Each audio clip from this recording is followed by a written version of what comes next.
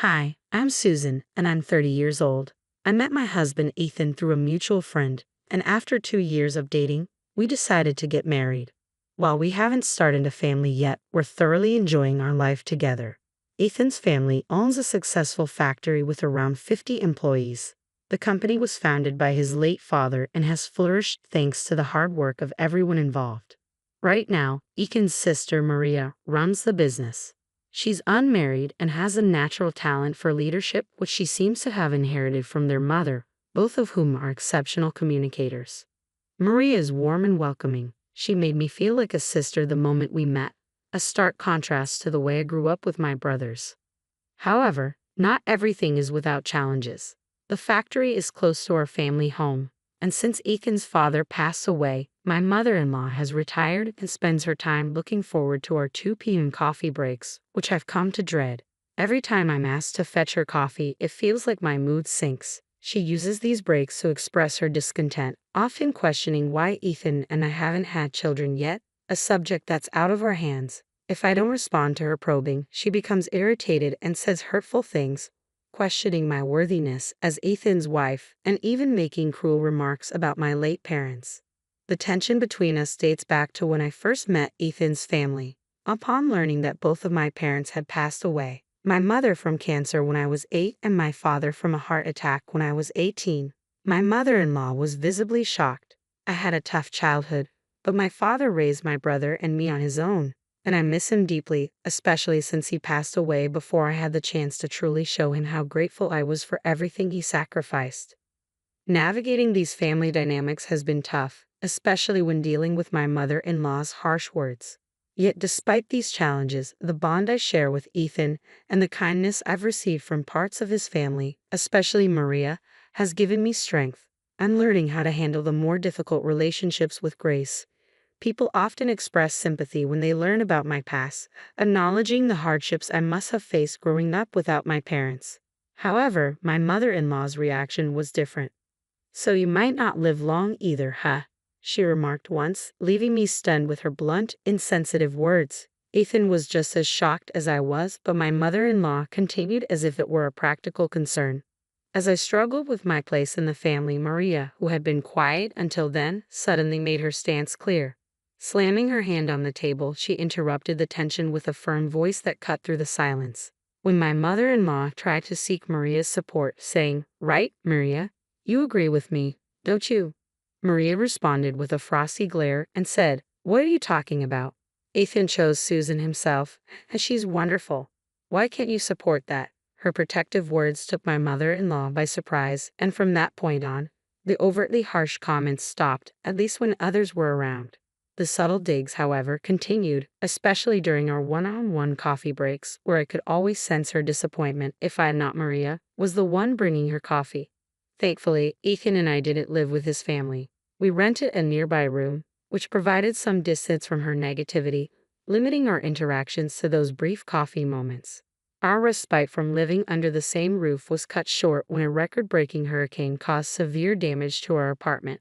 The ceiling leaked so badly that it became uninhabitable. As we tried to manage the situation, Maria suggested we stay with them, smiling innocently as she offered a solution. "Why worry? Just stay with us. Your commute will be 25 seconds."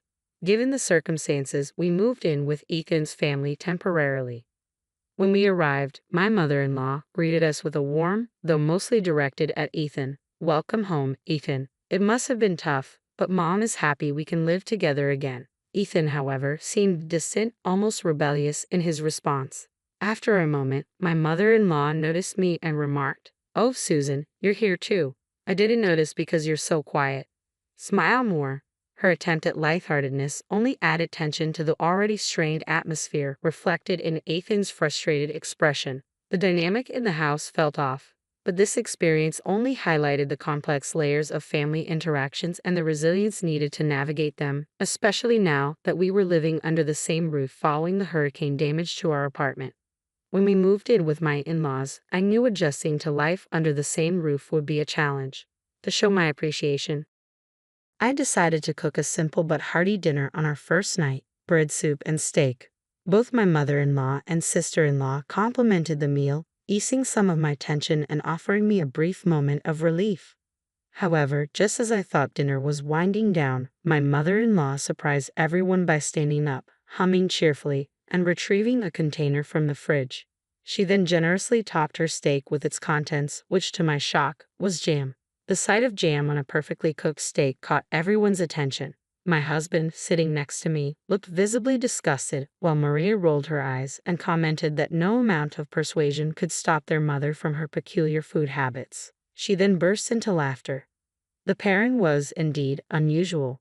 When you eat something salty, you crave something sweet, right? My mother-in-law explained, clearly pleased with herself. Despite her enthusiasm, the thought alone made my stomach churn. Sensing my hesitation, she encouraged me to try it, proclaiming it was delicious. I forced a smile, but it clearly didn't satisfy her. I'm recommending it for a reason. You might live longer if you follow my example, she added cryptically before leaving the room. Afterward, my husband and Maria quickly apologized for her strange behavior, explaining that their mother had an intense sweet tooth and never felt her day was complete without something sugary. They were amazed her health checkups always came back normal despite her odd diet. Maria revealed that she was often sent to buy cake because their mother found it embarrassing to do so herself.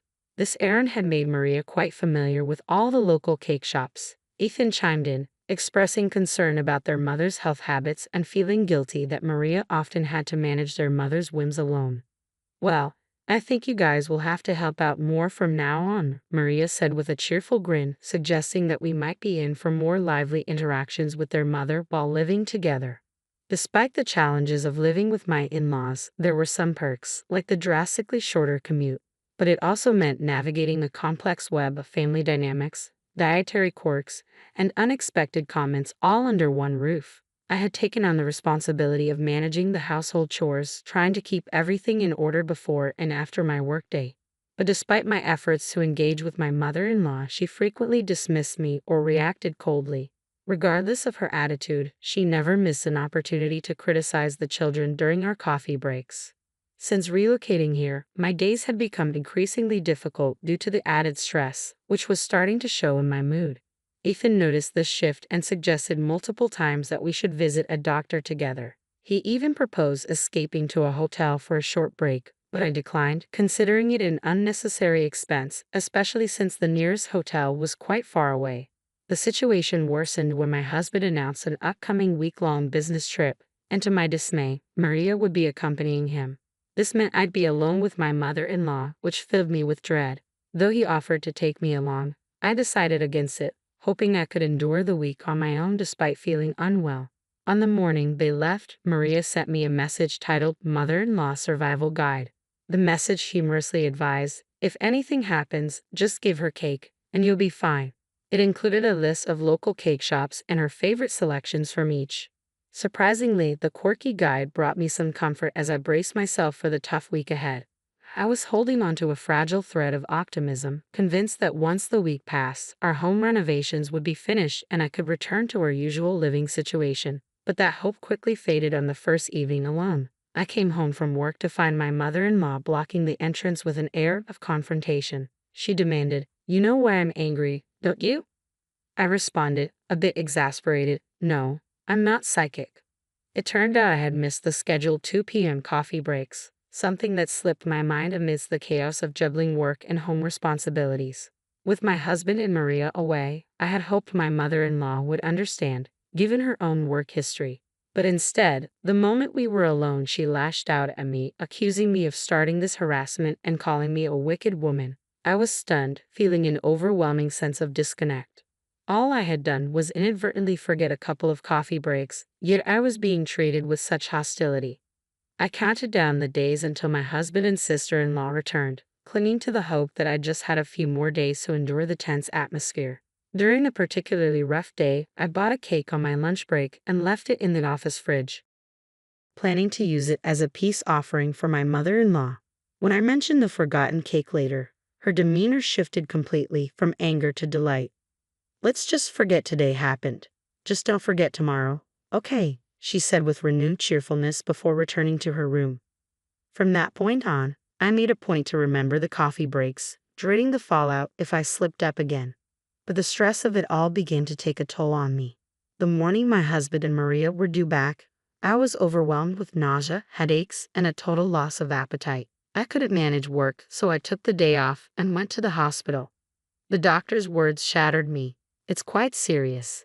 Can your family come right away?"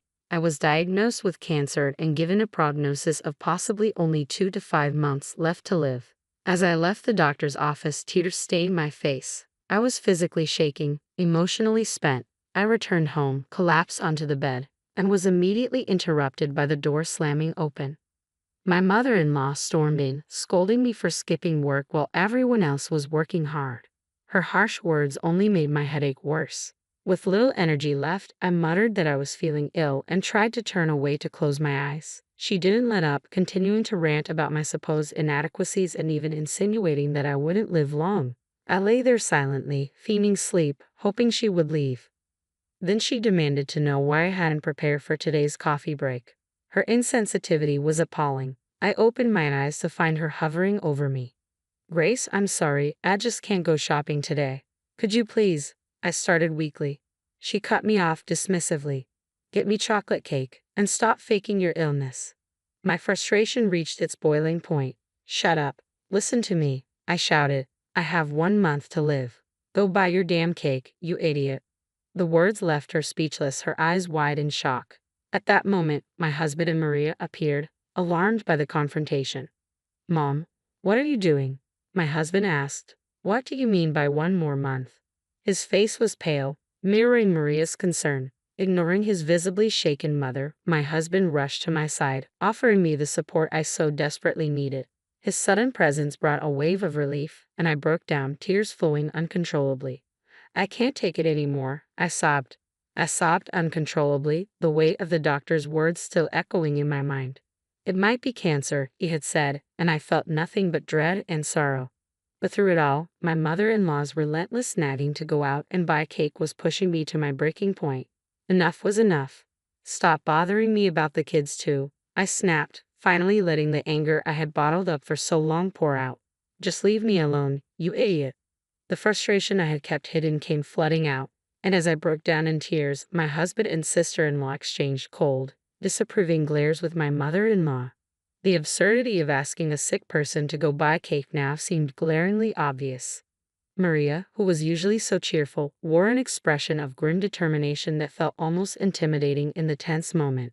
Then my husband raised his voice, revealing something we had kept private for so long.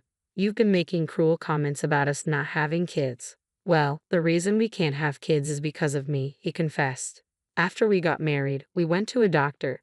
The tests showed that I have fertility issues." He paused, the weight of his words hanging heavy between us. "I never wanted to burden Susan with it, so we kept it to ourselves.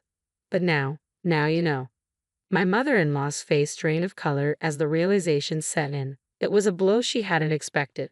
Just then, my phone rang, the hospital. The urgency in their voice heightened my anxiety, and the tears began to fall again. "It's okay, Susan. Can you stand?"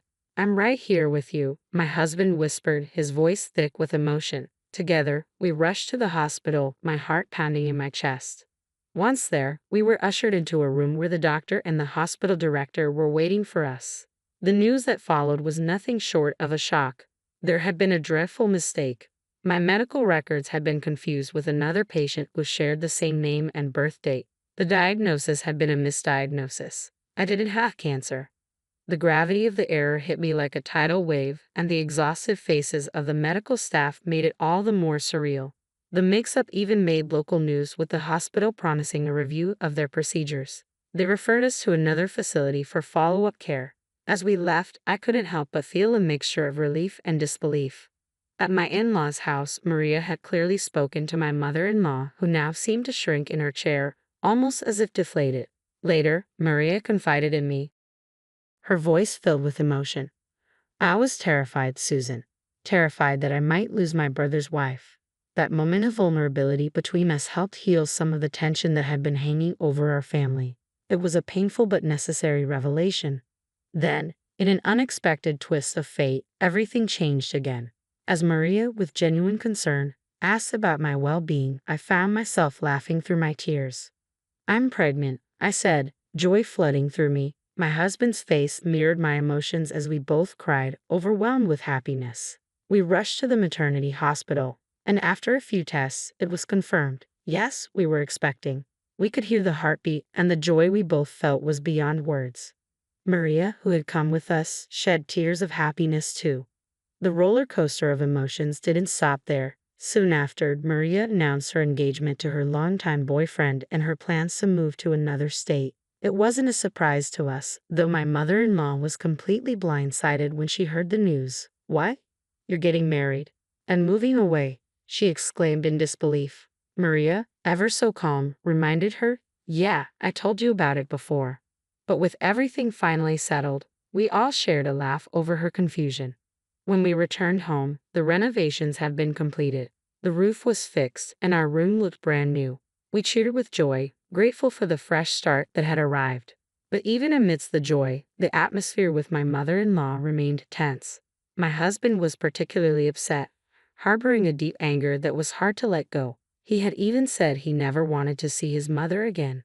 Yet slowly, something shifted. My mother-in-law began to show up more often, but not with cakes as she had before. Now she brought healthier options like biscuits, a sign that she was trying to change. And now that she knew she would soon be a grandmother, she seemed to be softening. The employees who had worked with my father-in-law when he was CEO seemed pleased to see her, and I started to realize that she wasn't entirely unkind, just a bit misguided. Over time, our interactions improved. She began to help more, buying diapers, leaving homemade side dishes outside our door in a cooler so as not to disturb us. These thoughtful gestures started to mean more to me, and I began to see that we could actually get along. The moment that sealed this transformation came shortly after our daughter Catherine was born. My mother-in-law took my hand, her eyes filled with tears, and she said, "Thank you, Susan. Really, thank you." Her sincerity in that moment was the first real sign of change, and I knew it was genuine. Maria, too, seemed to be thriving in her new life. She recently shared her pregnancy news with us, and it felt like a full circle moment. Soon, we would all be gathered together at the in-laws' house, sharing a meal, not in tension, but in harmony. It felt like a new beginning, one I had never expected but welcomed with open arms.